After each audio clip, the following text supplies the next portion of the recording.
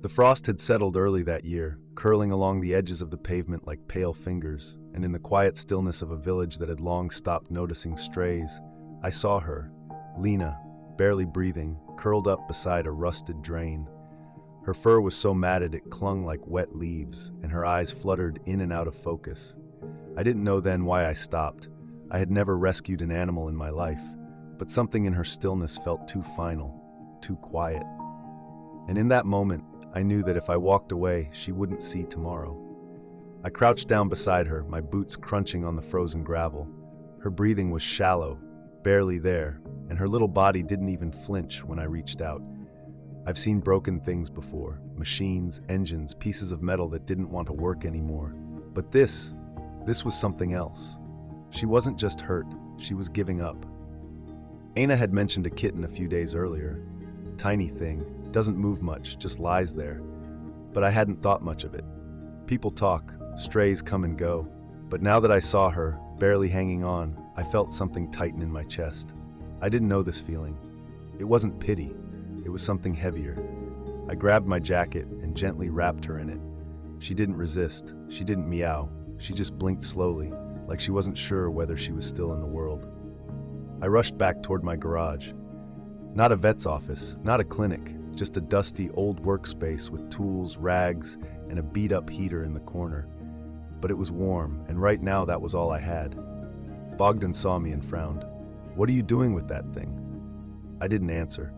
I just laid her down on an old towel near the heater and sat beside her. Her ears twitched weakly. She was still alive. I didn't know if it would be enough. I didn't even know why I was doing it. But something told me this wasn't going to be simple. The garage had never felt so quiet, and yet every second seemed louder than the last. I sat beside her, Lina, the tiny bundle of fading warmth swaddled in my old jacket, watching her frail chest rise in shallow, uneven rhythms that made me fear each one could be her last.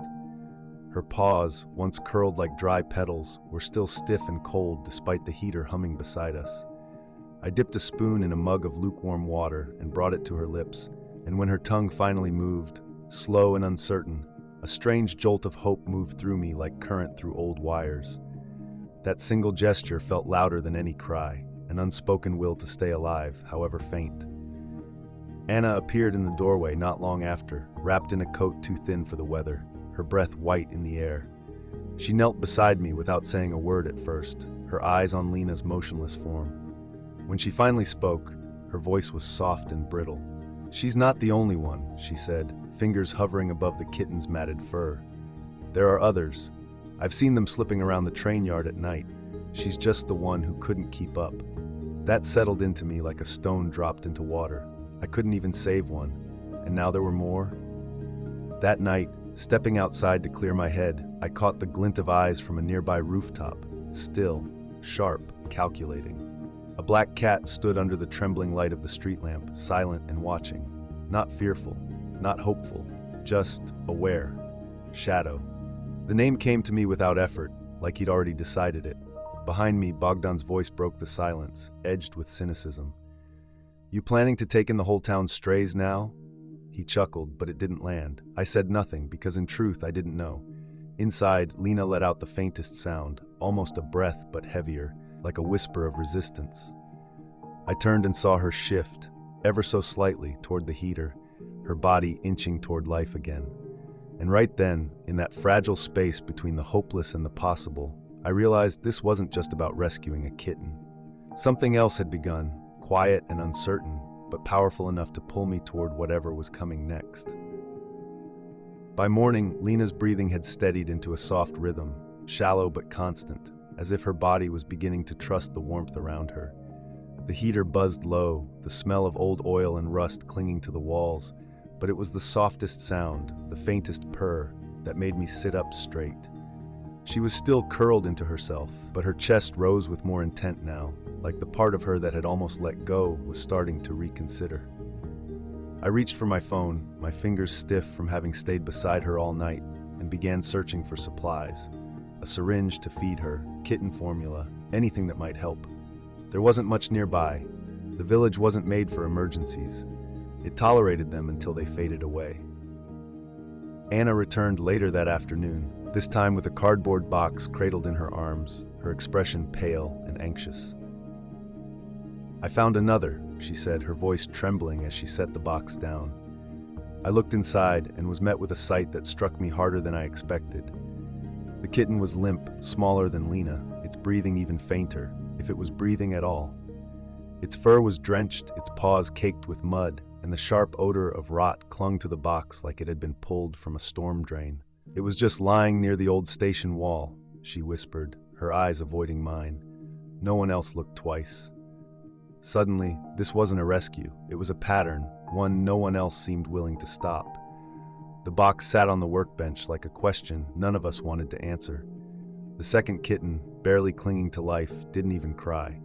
She just lay there, eyes sealed shut, her breathing so shallow I kept holding my hand above her chest to make sure it was still rising. Anna busied herself with a towel, trying to clean the grime from the kitten's fur, her movements fast, almost frantic.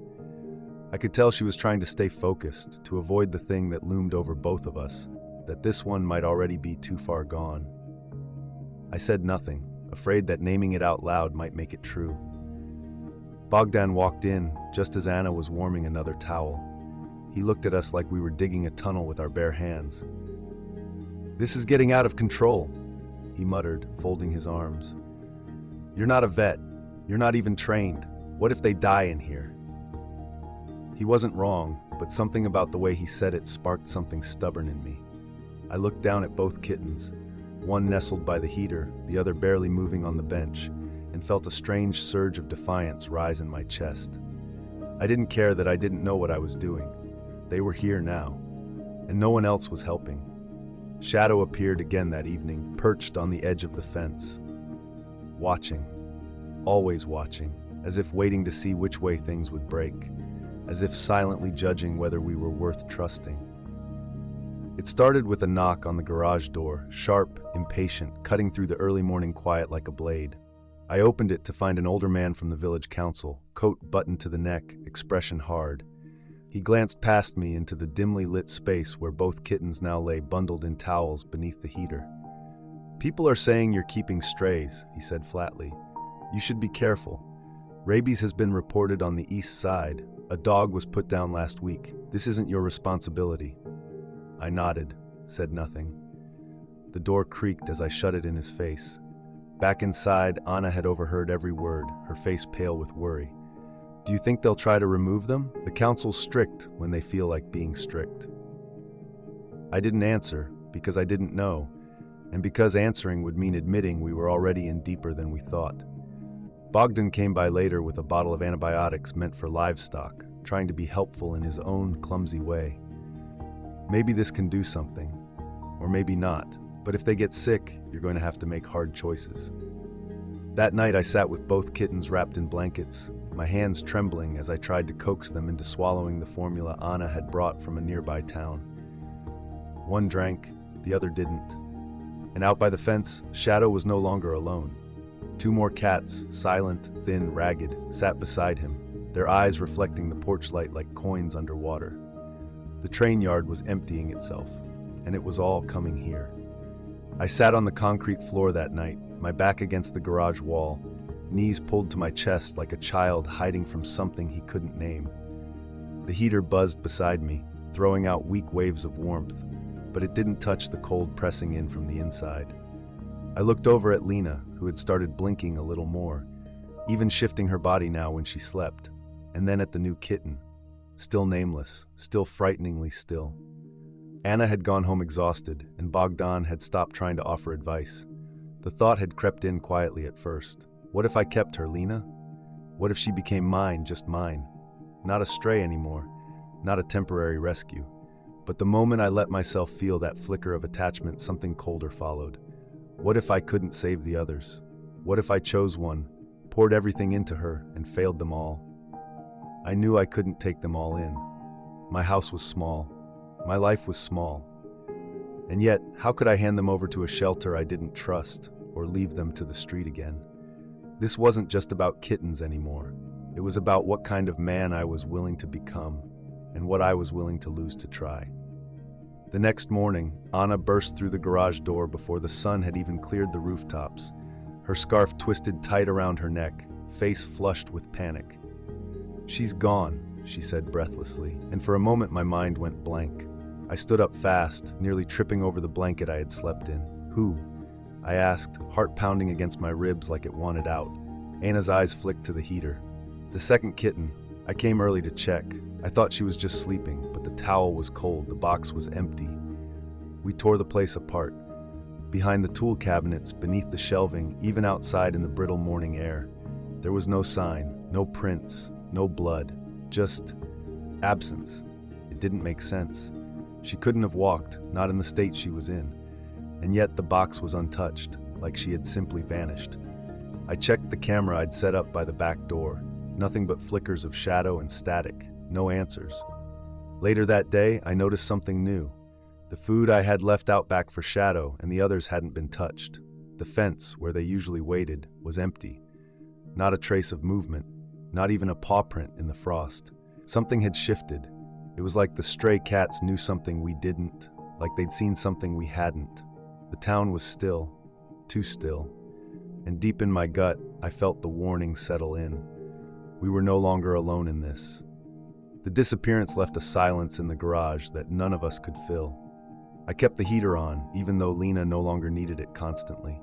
She had started moving with purpose, eating with effort, dragging her body toward the folded towel she'd claimed as her nest. Her eyes followed me now, not with fear, but with something more searching, like she was memorizing my face, uncertain if I'd stay. And maybe I was doing the same. Anna began coming by every day. She stopped calling it the garage. She started calling it the room. "The others might come back," she'd say, her voice always teetering between hope and doubt. She brought a litter box, a small scratching post, even some old toys her niece had outgrown. It felt dangerous, the way we were nesting, like naming something that shouldn't yet have a name. Bogdan became quiet. He still showed up, sometimes with food, sometimes just to watch. But there was a weight to him now, like he was waiting for something to fall apart so he could say, "I told you so."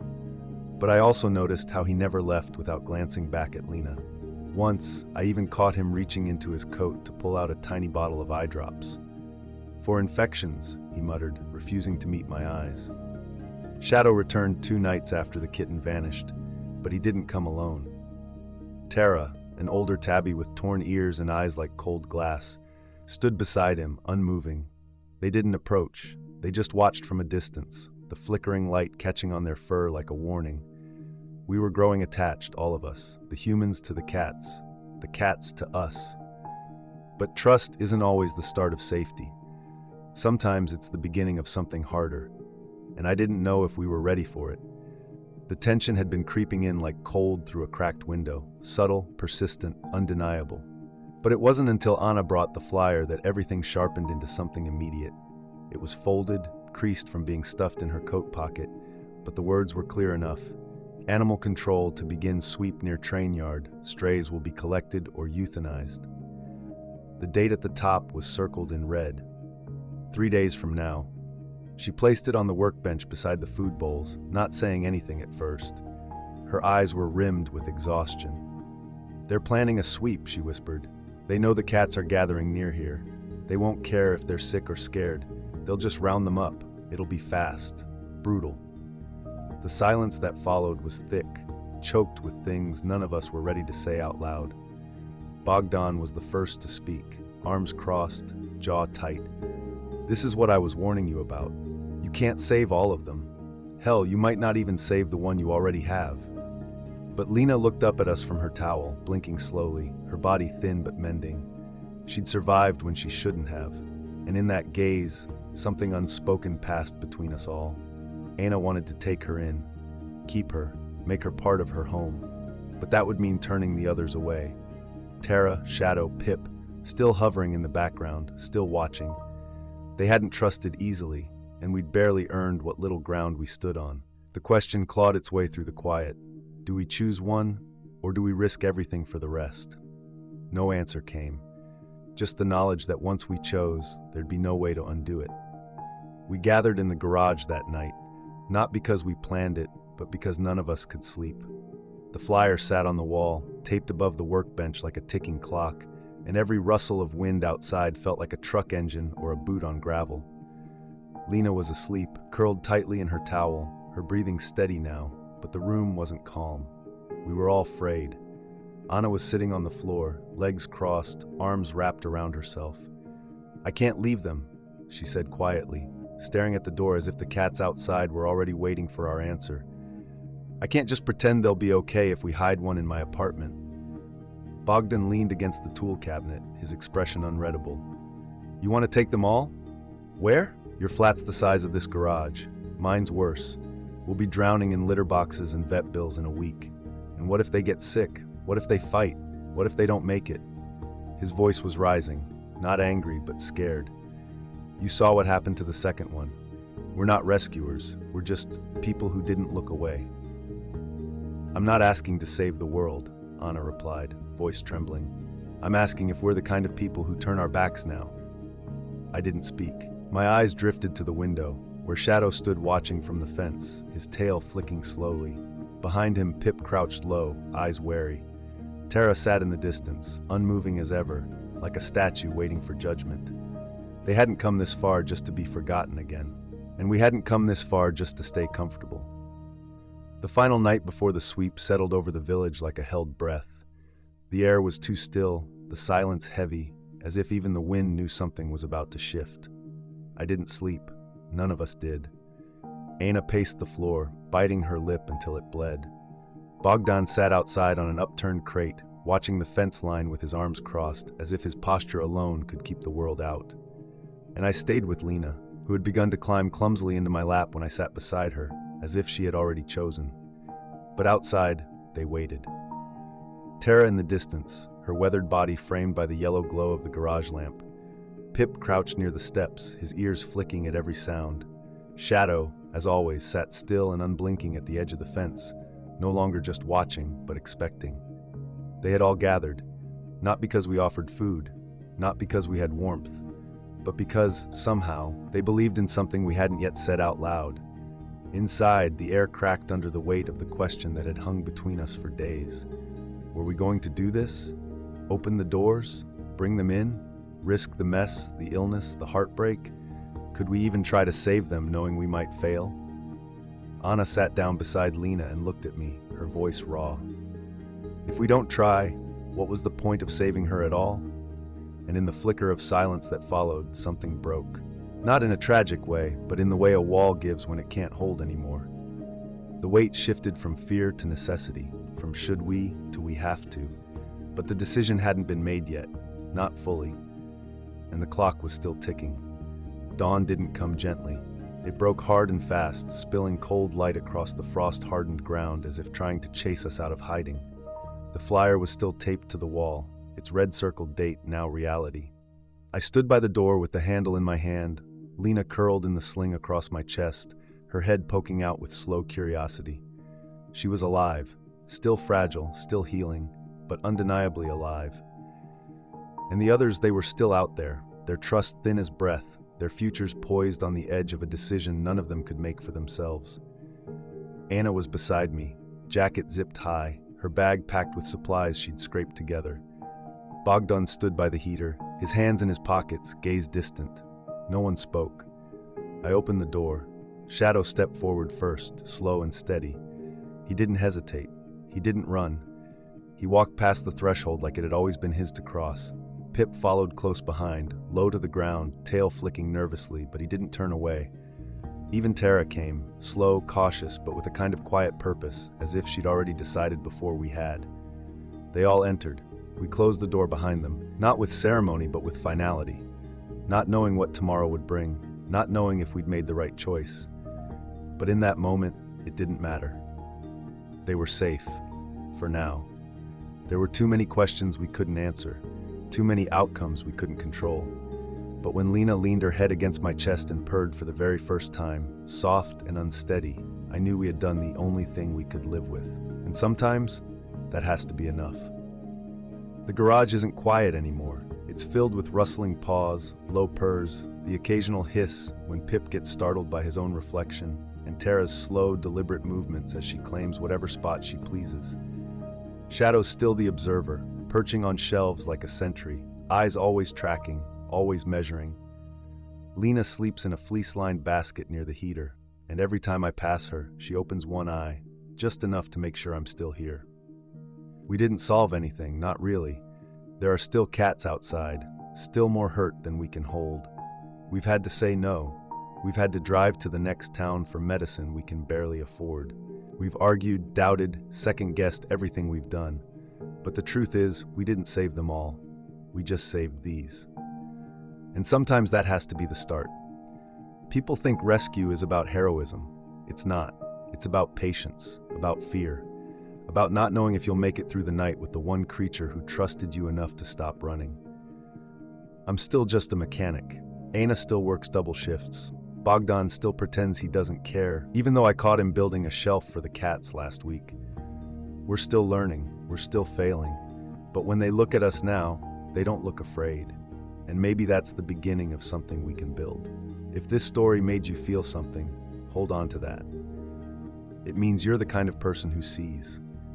If this story stayed with you, if even one moment made you pause, made you feel something real, then this channel might be where you belong. These aren't just rescue stories. They're about connection, about choosing compassion even when it's inconvenient, uncertain, or messy.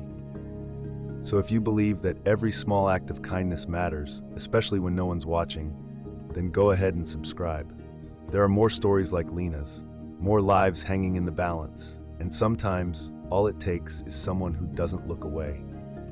Drop a comment if this story reminded you of someone you saved, or someone you couldn't. And if you think someone else needs to hear this, someone who might just be the one to stop next time, share it with them. Because what we do, even quietly, ripples.